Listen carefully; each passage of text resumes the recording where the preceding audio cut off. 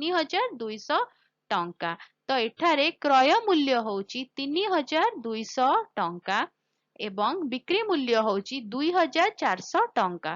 तो एठी आमे सीधा सड़क देखि पारुचंती कि एठारे क्रय मूल्य अधिका अछि आ विक्रय मूल्य कम अछि, तेणु एठारे होईची कण ना क्षति होईची। तो केते टंकार क्षति हेची 3200 टंका क्रय मूल्य माइनस विक्रय मूल्य जेतले आमे करिबा 800 टंकार क्षति हेची। तो एई बडी भाबरे आमे गोटे एग्जांपल लेकी लाभ फाइंड आउट कले आ गोटे एग्जांपल लेकी आमे क्षति बाहर कले।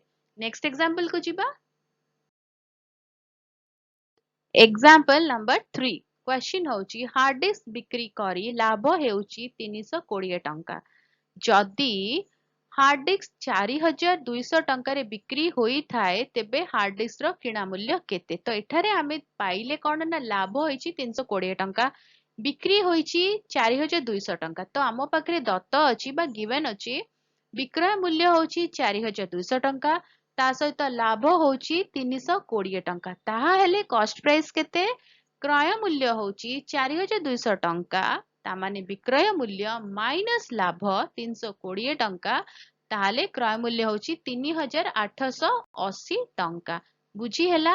लास्ट वीडियो रे आमे फार्मूला पढितिले तो सेही फार्मूला को बेस करी आमे एटी बाहर करले जेतेबेले आमो पाखरे गिवन अछि कोन विक्रय मूल्य अछि और लाभ अछि आमे बाहर कर देले क्रय मूल्य। आ गुड एग्जांपल को जिबा।